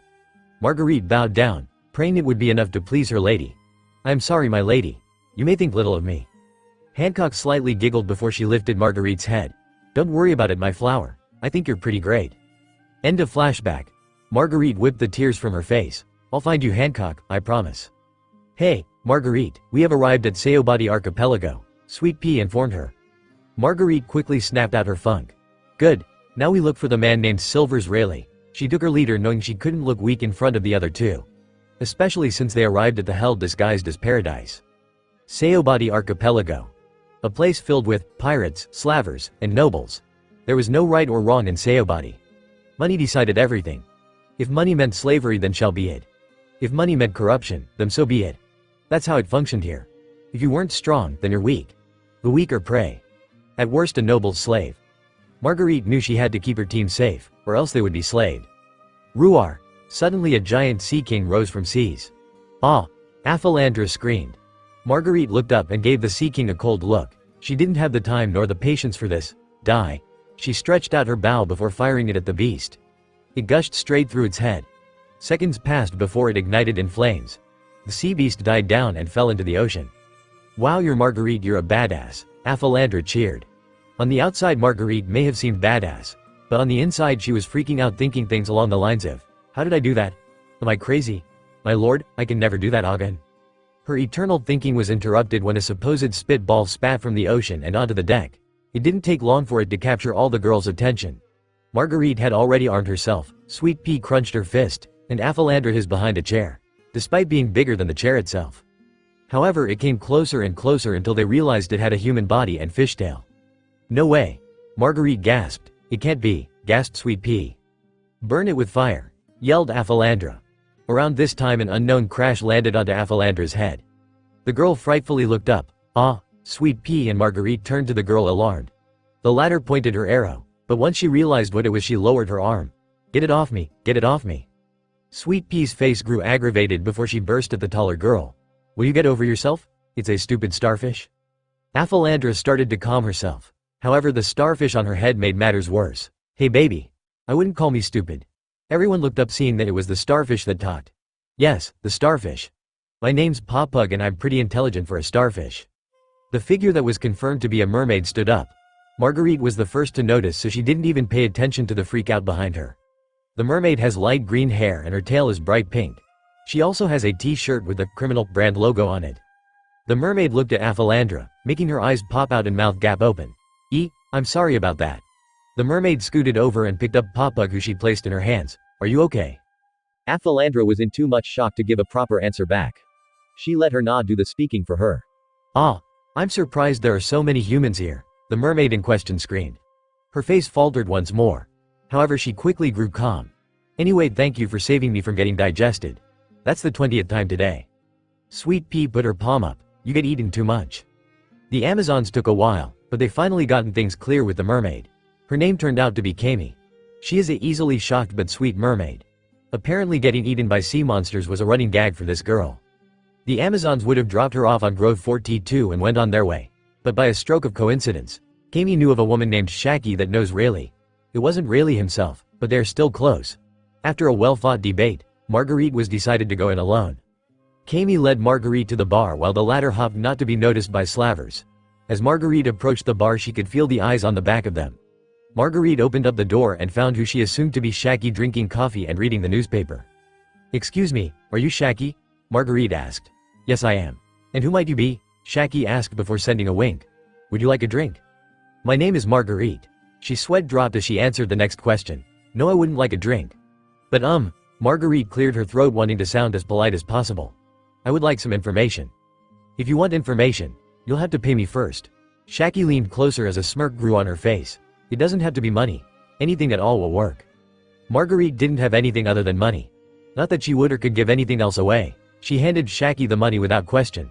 The woman in return said, "Now what do you want, sweetie?" Marguerite gripped her hands on the counter. "I'm looking for a man named Silvers Rayleigh. He knew my queen, Boa Hancock." Shaki's eyes were momentarily shocked. To calm herself, she took out a cigarette. "Let me guess, you're one of the Amazons?" she asked, lighting the cigarette. Marguerite opened her mouth. "Our lip. I've known your leader since she was a child. I helped hide her from Slavers way back then."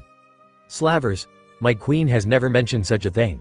Marguerite thought sadly. She started gripping her arm. She felt left out. Left out on an important part of her queen's life. Would she dare to enter? Rayleigh helped her as well. But first I must know what happened to her. Hello. Marguerite still stayed in her thought. She didn't bother to even listen to what Shaki was saying. "My queen. I want to help you, but I have to know more about you first. Please forgive me." Marguerite looked up at Shaki. "Excuse me, but if it isn't too hard, can you explain the Slavers to me?" Shaki opened her mouth, however the sound of footsteps interrupted her. Whoever it was stayed reluctant on taking their time. However, just by the footsteps Shaki was able to tell who it was. Marguerite noticed the expression on her face.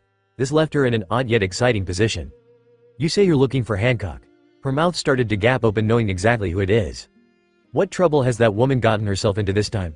Marguerite couldn't believe it. Her praise had been answered. He would resemble his wanted poster perfectly if it wasn't for the age gap. She could have fainted when the man gazed up at her. "You're Marguerite, correct? Hancock has spoken about you before. Now you mind telling me?" "My queen spoke about me. I feel so honored." She snapped out of her mind. Rayleigh was speaking and she knew it was important to listen. Meanwhile in the East Blue, "So anybody hungry?" Sanji, the newest cook of the Straw Hats, came out the kitchen. He was immediately crowed by a very hungry and anxious Luffy and Yosaku. The cook didn't take too kindly to that, making him kick both away. "Don't you idiots know your manners? Ladies first." The cook turned to Hancock, who was relaxing. "My beautiful snake princess, what would you like for lunch?" Hearing the cook, Hancock looked from the water then towards him. "Nothing, Doug Cook. I'm not in the mood right now." "As you wish." Sanji bowed. Afterwards Yosaku crowed the cook once again. "Big bro Sanji, can you make some fried tuna?" Sanji blankly looked up at the swordsman before he sighed and walked away. "Sorry, but I have a strict policy on not cooking fish unless absolutely needed." Sanji walked towards the kitchen. "I'll just make you some fried rice instead." Yosaku sighed over the railing. Why can't big bro Sanji make fried tuna? He wondered. Meanwhile Summer encountered Luffy with a plate of pudding cups. Luffy was all too happy to have such yummy sweets fed to him. "They're all yours, Luffy. Eat as much as you like." Summer smiled. She was glad her captain had a sweet tooth. She was always told a man's stomach was the quickest way to his heart. Without a doubt Hancock would have attacked if she saw this. But she was too busy looking at her own reflection. She told the hawk-eyed man that she quit the warlords. "What was I thinking? No, don't think like this now, Hancock. They'll be fine, I just know it. Besides, I can never return after falling in love with a man." Meanwhile at the Baratia, the cook seemed extra busy this time around. It was only mere hours after Don Krieg attacked and they seemed like they're ready to leave. Zeph the head chef washed the seas Sanji and Summer left on even after they were out of sight. "Chef Zeph, sir," called Patty. Zeph whipped the last tear off his eye before facing the other cook. "What is it, Patty? Are we ready to go?" "Yes, sir," Patty answered. "We'll head to Log Town first, then the Grand Line next." I like the sound of that. The sadness in Zeph's voice could still faintly be heard. He couldn't help but be so proud of Sanji, his surrogate son. The look on his face when he sees us in the Grand Line. I bet he'll cry his eyes out. Nah, who am I kidding? I'll probably die from tears as well. Returning back to the Red Line in Shaki's bar, Rayleigh and Marguerite had a full-out conversation on the situation. Rayleigh would laugh at Hancock's predicament, but this was a very serious matter. According to Marguerite, Hancock is still very much alive. They had Shalom who can locate the woman anywhere. "So you need me as an escort?" Rayleigh asked. "Yes, sir," Marguerite nodded. Rayleigh couldn't help but feel there was more going on than meets the eye. Any person that knew human nature could tell from the stroke of his beard. "Deal. As long as you provide the boat." "Already done," Marguerite said gleefully, shaking the older man's hands. Her heart jumped around gleefully. She was only so far now. She will find her queen and no one could stop her. Mihawk sailed his little boat towards Marine Ford. He wasn't expecting to find so much in the backwater oceans of the East Blue. Two swordmen in one, and one appears to be the sword itself. Then a now rogue warlord who either has amnesia or could care less about the status anymore. Then that boy with the straw hat. "Excuse me. Dracula Mihawk, correct?" Hawkeye's looked at a passing rock. A man in a brown cloak, glasses, and deadly aura stood there. "And you are?" asked Mihawk. "You can call me." The man started as he lifted down his hood, revealing himself as the same hazelnut-haired man that fought Hancock. Orus Life Stone. "Now you wouldn't mind answering my question, would ya? You see, I'm on the search for a certain woman." The two stared in each other's eyes as if they were battling. Mihawk had never heard of the man, but he knows that he should have. He looked ordinary enough but wasn't ordinary enough. There was just something about him that seemed off. Not wanting to go on further, Mihawk turned away from him. Just so the man wouldn't bother him, he would answer his question. "I found nothing other than pirates to kill time." Without wasting another moment, Mihawk sailed off. Orus smirked as he started depleting away. "Thank you for the assistance." With their captain far behind their backs, it was up to the other quadrant of Straw Hats to retrieve Nami. Kaya had wrapped Zoro all up, healing his injuries temporarily. Since the swordsman was such a fighter, Usopp, with the help of Makino of course, had to tie him up to the post. "Let me go," demanded the swordsman before he switched to glare at Usopp. The latter started shaking as he did this. "Let me go now or I'll make your training 10 times harder," as he threatened Usopp is behind Makino. "Please protect me, Makino," cowered Usopp. Zoro still tried to untangle himself. He earned a hit over the head from Makino. "Do as your doctor tells you. Those cuts you got are too serious." She noticed how the swordsman shook off the bump and continued his escape. Her eyes glowed red before, pow, she pulled a pan from thin air and hit him over the head. A surprisingly calm Bonnie bent down as she lifted up his head. "I would help you if I could, Moss head, but seeing you tied up is hilarious." She laughed as she patted his head. His hair was just a little smoother than she thought. She was tempted on going again, but that would seem weird. "This should give you some time to think about improving your skills next time you fight Mihawk," said Bushido, breathed heavily at each word. Bonnie giving him advice was something new. Then again, he didn't know the woman for that long. However, what she said about Mihawk seemed to be more on his mind. What if the person that fought wasn't exactly me, Kuina? "Don't blame me, Zoro, it's not my fault your body is so weak. At least I have a body, and for your information, I bet if you had one of your own, you would still lose." "How dare you? Who beat you all those times when we were kids? You still don't get it, do you? It doesn't matter who won. What matters is that we lost. If we want to achieve our dream and become the world's greatest swordsman, then we can never lose again. But no buts about it. We have to learn to work together as swordman and sword." While the swordsman had his mental battle, his fellow crewmates just watched in amazement on how still and quiet he is being. Usopp stepped forward and waved his hand in front of him but gained no signal. It went unsaid that they would just let a good thing be. The group then searched the coast for a sign of the Going Merry. When they found said ship by a village, there was unfortunately some fishmen heading their way. This prompted Johnny and Usopp to grab the girls and jump deck. "Kuina," Zoro laid his head back. "A man that can't control his weapon ends up dead." The swordsman stopped thinking and decided to come back to earth. "Kaya, can I? Oh fuck me." He quickly discovered that he was left alone, but not completely. 2 fishmen stood over him.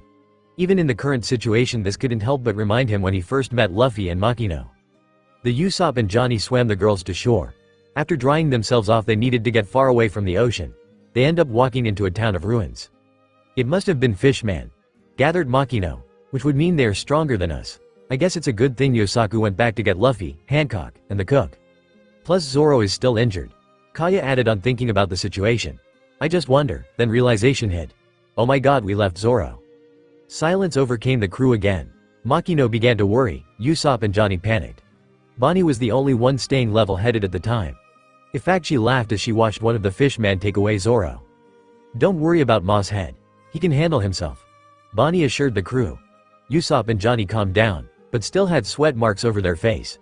As Bonnie laughed at them, it suddenly hit her. One fishman took Zoro away, but 2 headed for the boat. Oh crap. She and soon everybody else noticed the fishman swim to shore. Usopp and Johnny quickly panicked. Johnny grabbed Makino, then ran off. Usopp would have grabbed Kaya, but the blonde was already halfway gone, with the only indication she was there was her dust. Without much time, Usopp took off running in Kaya's direction. "Screw you guys. You just left me," Bonnie shouted at the already gone pirates. She then felt the scaly, cold hands of the fishman grab her arm with much force. The fishman expected a frightful reaction like he would normally get. What he didn't know is that Bonnie is not or should be considered a normal person. Bonnie used her free hand, then worked her magic. He didn't realize it, but he was slowly converting into a smaller form. He didn't catch on until he noticed the significant height difference. "Wait, what did you do to me?" the squeaky voice, tiny fishman asked. "I just changed you back into a child's small fry," Bonnie told him before she kicked him into the ocean. She smiled a bit when the small fry swam back home crying like a baby. "Priceless. Now to find Nami." That girl has some explaining to do, she said as she walked off. Meanwhile, Usopp and Kaya continued to run, not having any idea that there wasn't anything chasing them. As he kept running, Usopp fell over on a kid coming back from Arlong Park, then saw a blue-haired lady walking towards them. Thinking the fishman still chased them, Usopp picked up the kid then continued running. However, he was quickly knocked over the head by a staff from the blue-haired woman. "What do you think you're doing kidnapping a kid? Also you Chabo, challenging a fishman. Do you want to die? Because that's the quickest way to do it, long nose, Chabo," asked the woman. Usopp quickly dropped the kid, not wanting to be accused of kidnapping. Chabo dusted himself off as he glared at Usopp. He then looked away and began walking home. "I understand, Nijiko," he sighed walking off. "Please don't scold Usopp like that. He was only trying to protect us from the fishman," Kaya told Nijiko, who raised an eyebrow at her. Kaya looked back. A sweat drop appeared when she noticed there isn't a fishman. "I promise there was a fishman." "Even if there was a fishman," started Nijiko, "I would still stop you because that would give Arlong a bigger reason to destroy our villages. They didn't notice until now, but the village they're occupied at now does seem damaged. Who are you people anyway and why are you here?" "For your information, I am the great Captain Usopp." Usopp lied, but of course Nijiko wasn't buying it. "We came here looking for our ship, going merry, also our navigator Nami." "Nami," said Nijiko in a shocked tone. "This is certainly a small world. Nami is my little sister." As Usopp and Kaya were on one side of town, Nami, the missing navigator, is at a place called Arlong Park. When she arrived earlier to report to Arlong, she found that they captured Zoro. The latter decided on testing, more like messing with her, and nearly drowned himself. He would have died if she hadn't saved him. She left the park after that and came back later after all the fishman leaders, save Hachi, were gone. "I don't believe that for a second. Even if I did, Luffy would come here and kick Arlong's ass. Then you'll be back where you belong with our crew," Zoro told the tangerine-haired girl. "No, don't interfere. This is all my business. It's not yours and it's not Luffy's," firmly stated Nami. She knew if she wanted to get her business done, she would have to cut all ties with the Straw Hats. "It became her business when you decided to sail with the straw hat-wearing boy," Zoro stated as Nami walked out the door. "Aren't you going to escape? I'll wait until I'm sure she's out the park. Then I can slaughter these fishmen." Nijiko lead, more like, was followed by Usopp and Kaya to Kokoyashi village. Things seemed fine for a town in poverty. It wasn't a day to collect bills, so everyone seemed neutral, more or less. Unfortunately, a man ran downhill screaming, "The fishmen are coming! The fishmen are coming!" The outburst quickly caused some commotion among the town. Everyone said things like, "Why?" or "Not Aga," and even, "I don't have no." Nijiko quickly hid Kaya and Usopp so they wouldn't be found. It took a man named Genzo to speak up. "They must have heard about the weapons I've been harboring," he admitted. Right on cue, Arlong and his fishmen arrived. Just like Genzo had suspected, they came for him. His long shark nose hanged over Genzo's forehead. "What's all this I hear about a weapon? You know they're forbidden." "Well, I had to kill you," Arlong stated. Without hesitation, he grabbed Genzo's neck, which he squeezed like a banana. To the horror, Nijiko ran up and pleaded for his life, but Arlong didn't listen. He wasn't even acknowledge her appearance. She reached for her pocket, knowing she would have to shoot Arlong. Genzo saw her and feared this. It would take a miracle. Exploding star. Boom. The explosion didn't affect Arlong at all. Despite that, it was enough to anger him. He glared like a shark at the long-nosed man on top the building. "Or Usopp. Take that, you stupid fish man. You leave this people alone. I have a demon in my army and I'm not afraid to use him," shouted Usopp. "Hachu." Zoro whipped his nose after getting a sneeze. "Someone must be talking about me." He yawned as he walked over the bloody fishman around him. He climbed over to a wall to meet an octopus fishman, Hachi. When Hachi asked him who he was, he replied he's a guest. Hachi explained that Arlong is in Kokoyashi village and he would give him a ride. "Get that human, so I can hang his head on a plate." Usopp ran as fast as his chicken legs would take him as the fishman chased him. Arlong angrily left the village, completely forgetting what he came there for. As odd as it was, Nami entered the village just after they left. But instead of being welcomed, she was shunned by everyone except her sister. She then recognized a sandy-haired girl. "Kaya, what are you doing here? First Zoro and now, wait, don't tell me you all came," said Nami, at a terrifying thought of her friends being killed by Arlong. Kaya came up and grabbed the girl's hands. "Of course we came. You're a nakama and we won't abandon you. And I'm sure Moss Head told you the same thing," the familiar voice told. Everyone looked back to see Bonnie munching of some pizza. "Face it, Nami, we'll only leave if you come with us." Out frustration, Nami turned her back and marched away. Bonnie and Kaya attempted to follow, but Nijiko told them not to and that she'll handle it later. Somewhere between where the Baratie used to be and near Kokoyashi, Hancock and Luffy canoodle with each other. while Sanji, Yosaku, and Summer watch in jealousy. While the time was right, Hancock knew she had to get something off her chest. Her heart wouldn't allow her to keep Kate otherwise. "Luffy, I have to tell you something." Luffy turned to her munching on meat, making her blush with embarrassment. "Well, sorry for interfering with your fights." She faked smiled knowing that's not what she wanted to say. "No problem, Hancock. Just don't do it again. I like to fight to ya know, she, laughed Luffy. "How can I tell him? What monster will he think I am when I say I may have killed people? Just because of my selfish needs?" Hancock cowered in her mind. While eating, Luffy smiled at her, making her feel more guilt. The earth-shaking beating in heart continued until she had to say something. "Luffy, I have received my memories back," she quickly said. "Really? That's great," cheered Luffy. "So do you know where you live? We should go there." Luckily, Hancock was saved by a sudden sea cow's appearance. While Sanji, Luffy, and Yosaku did their thing, she sighed in relief. That was a close one. Hopefully he won't ask any more questions. And hopefully that pathetic excuse of a man won't go to Marine headquarters. "Hancock, help us with this sea cow," called Luffy. "Don't tell my mistress what to do," shouted Sanji. Cheerfully, Hancock skipped over. When witnessing the result of what happened while he was away, Arlong was even more angry, only calming when someone told him they managed to catch the long-nosed man. When some of the crew said it must have been Nami to release the pirate because of her history of betrayals. All it took for Nami was to remind them of her goal. "Sure, Nami. But to completely prove your loyalty," Arlong sat back on his throne with his twisted smile. "You should kill your long-nosed friend. Then I'll happily welcome you back." Looking from Makino's or Johnny's point of view, one would clearly be able to see Nami stab Usopp and push him into the water. Makino gasped, not believing that Nami could be so heartless. Yosaku cried, knowing now that big bro Usopp is dead. They both ran from their hiding spots with the intention of finding the crew. "I can't believe Usopp is dead," cried Johnny. "There's no time to cry now." Makino flinched. "Right now we have to find Luffy and Zoro." Meanwhile, Zoro and Bonnie ran at top speeds to save Usopp. The swordsman was reluctant on having a woman tag along, but Bonnie convinced him she was no ordinary woman. "Yahoo!" They both simultaneously looked up, then eyes widened with shock. "Oh shit, oh crap." "Bakram!" Zoro and Bonnie moaned along with Hancock, Sanji, Summer, and Yosaku. While the rubber captain laughed at the debris on the ground. Fortunately, everyone was fine. It took Zoro to bring them up to speed. "This reunion is nice and all, but we have to save Usopp. He was captured by the fishman." "It's too late," cried Johnny as he approached them. "Usopp is already dead because Nami killed him." Suddenly Luffy gave a dark gaze. He was about to punch Johnny, but Makino grabbed his hand. "It's true, Luffy. Me and Johnny saw her with our own eyes." Luffy still didn't believe it. He wasn't going to accept Usopp was dead or that Nami was the one who killed him. Hancock didn't feel the same. In fact, she simply waved her hair. "She killed Long Nose. That's not a surprise. I knew that woman couldn't be trusted." "Shut up, Hancock." The Atrosmosphere suddenly tightened up. Everyone was surprised to hear Luffy shout that at Hancock. The latter covered her mouth and started shaking cowardly. "We were fine just a moment ago. Why is he being so mean?" she thought. "Shut up, Hancock. Nami is your nakama. She would never kill Usopp and you shouldn't believe it," for the first time Luffy shouted at her. Hancock had been placed into a position she didn't want to be in. For the first time the pirate empress was scared. Luffy, her love angry at her. Everyone staring at her wondering what she might do next. It was too much to take. That was why she ran off crying. Then just like that Luffy calmed down. He immediately regretted what he just did. He didn't mean to hurt her feelings. He would have went after her, but a familiar tangerine showed up. Apparently he had to deal with that first. Outside of town is a small house in the woods.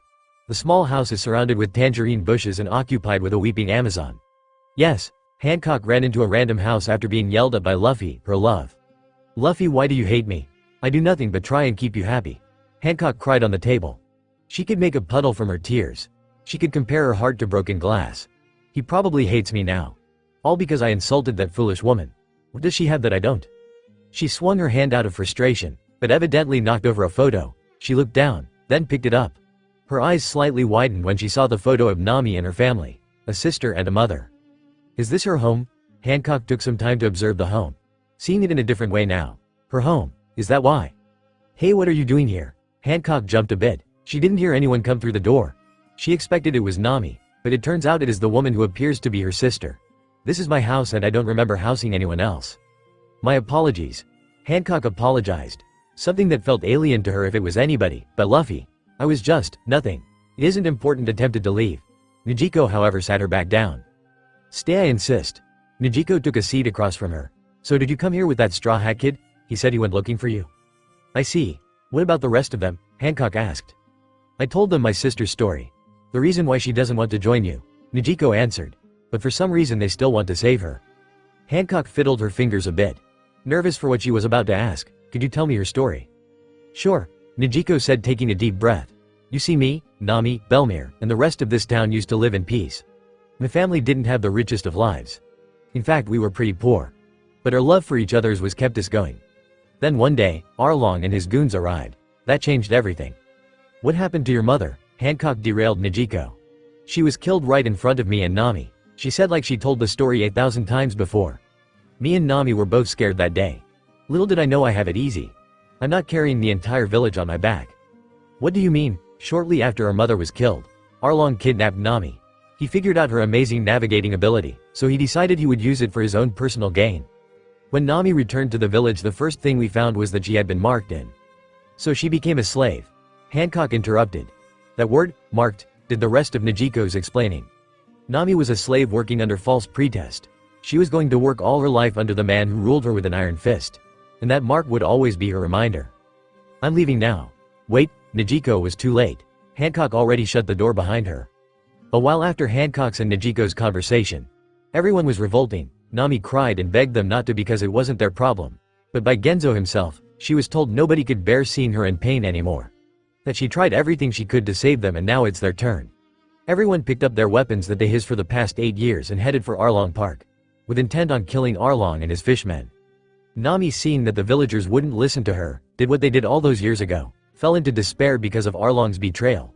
Arlong, the saddened Tangerine, took a knife and started stabbing her mark repeatedly. Arlong, Arlong, Arluong, Arlong, Arluong. Luffy came up, seeing Nami's face pale and terrified. He looked at Nami with a blank expression. He took a few steps forward before staring down at the navigator.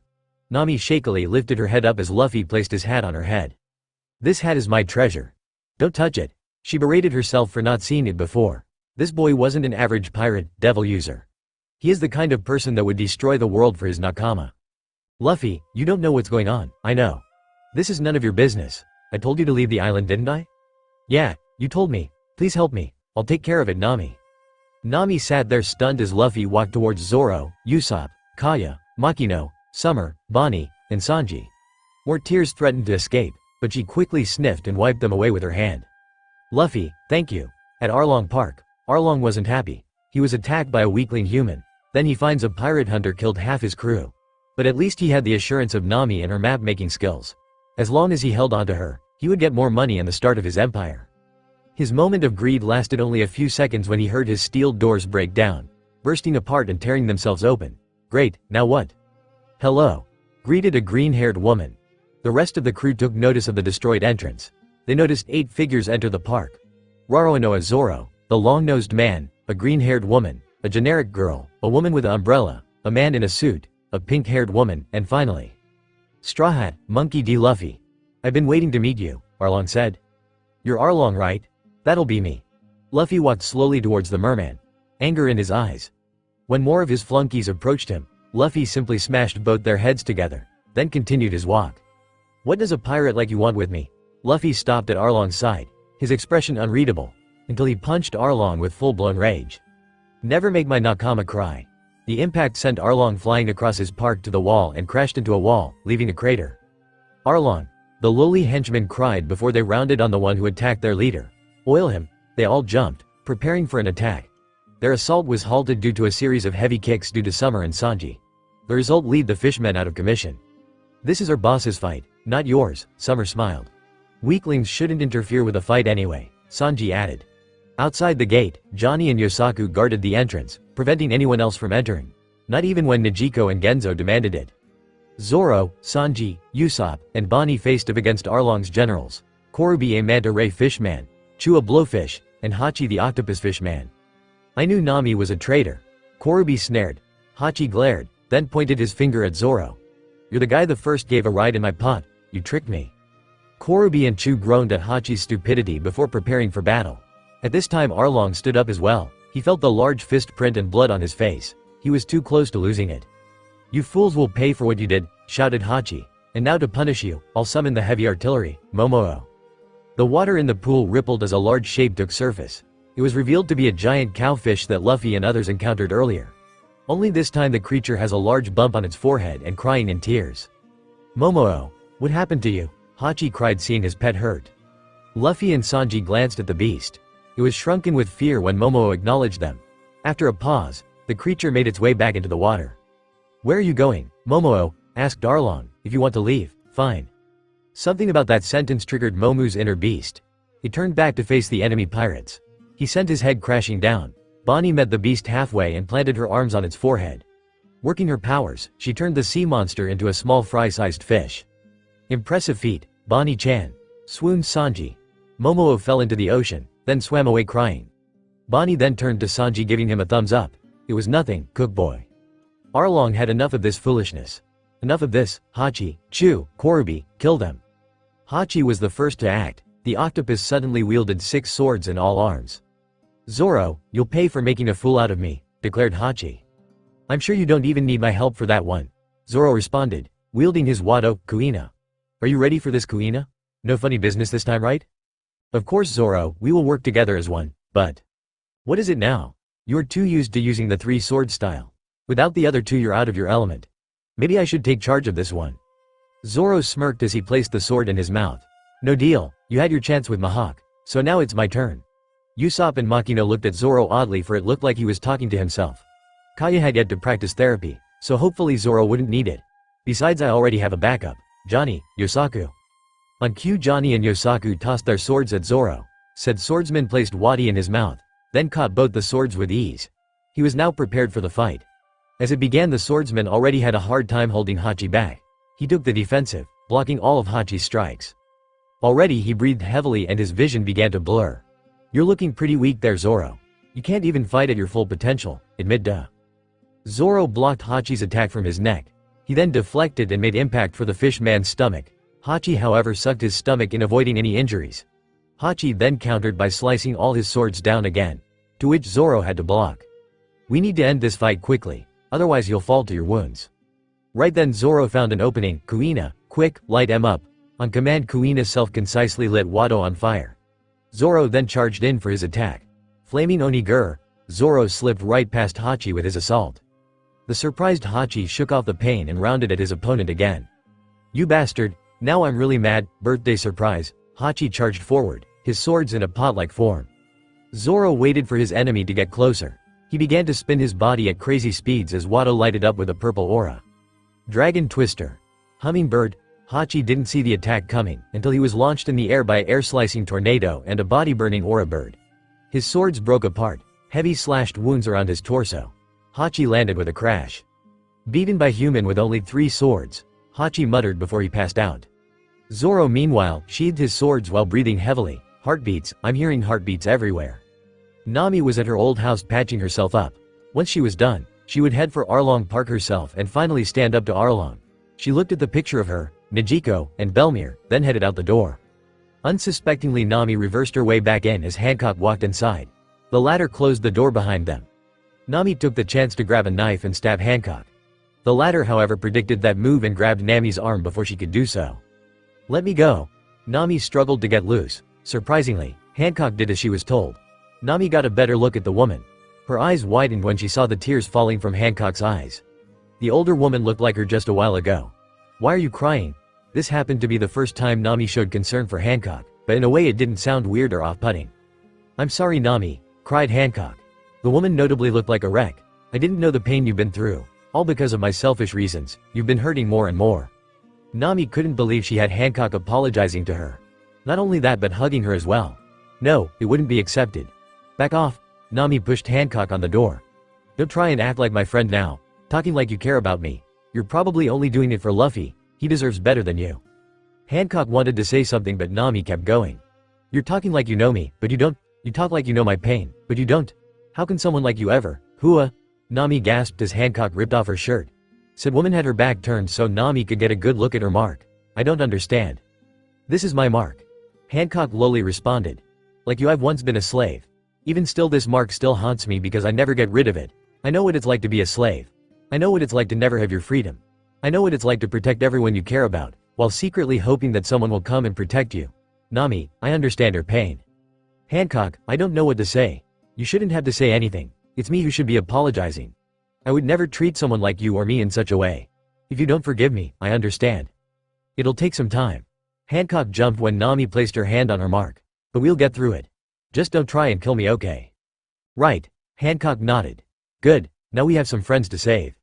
Kurubi cracked his knuckles when he was facing Sanji, Bonnie, and Summer. Sanji insisted that he fought the manta ray. He didn't want to see either of the ladies hurt in battle. You think you stand a chance, Runt? Kurubi laughed at the smaller man. You want to know the difference in her strength? If I'm in land or water, my power is 10 times stronger than yours. I'm a master at fishman karate. Your chances at winning are 0. Just as Kurubi got into stance, he was decked with a kick to the face, something too fast to see coming. Kurubi was knocked back, but he still kept his stance with his legs planted on the ground. Damn! Kurubi cursed. They both then charged forward until both sides clashed.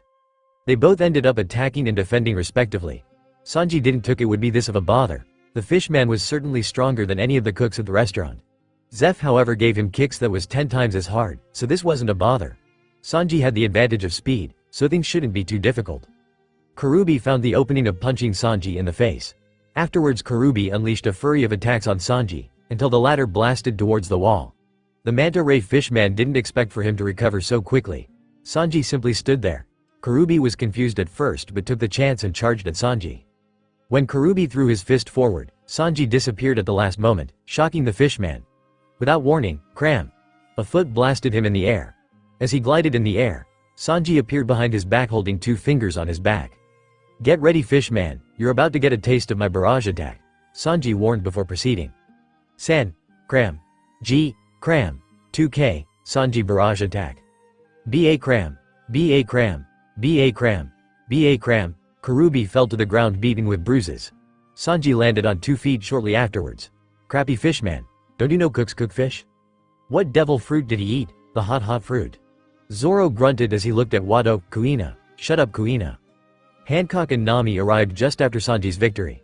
The cook must have felt their presence. He turned around swooning to both the beautiful women. Sanji even complimented how good Nami looked wearing Luffy's hat. Something Hancock failed to notice until now. Why didn't Luffy give me his hat? She mentally pouted in jealousy. Hancock now wore Luffy's hat. The said captain came over. He looked slightly more masculine and anemic. Hancock-chan, you look good in my hat. Super pretty. Luffy thumbs her up. Why thank you, Luffy. I don't think it's much of an improvement, Hancock blushed. Don't be silly, you're top-notch, Luffy, Hancock. Luffy, Hancock. Luffy, Hancock, Luffy. Hancock. Said woman opened her eyes and snapped back into reality. Nami had apparently been calling her name. Yes, Nami-san. You should wipe the drool off your face, Nami advised. Usopp shook with fear as Chu the blowfish. Fishman approached him. As Chu came closer and closer, Usopp could feel his stomach sink. Until finally he couldn't take it. He ran off, away from Chu and past a worried Nami. The tangerine's face had stuck to him as he ran but he tried to shake it off. Arlong laughed as he ran away. Tears fell from Usopp's eyes. He looked back at the fishman Chu standing at the gate. He smirked at the coward of a sniper. I'm not going to follow you. You'll just be a waste of my time, trash. Chu turned around and walked back into Arlong Park. When he wasn't paying attention, Chu was hit with pellets in the back of the head. It hurt like hell, so he turned to the perpetrator, surprised to see it was Usopp. You thought I was running away? Don't be stupid, I was just baiting you. But apparently you're smart enough to not fall for it. Usopp told him, but Chu, Kaya, and Makino could see his nose getting longer. Makino decided on scolding Usopp about his lies later, after they weren't in the middle of a battle. Usopp's eyes snapped to life as he launched some more pellets. Chu grunted as he blocked the pellets, each exploding on contact, but none affected him. Usopp prepared for another launch, but didn't expect Chu to punch him in the gut.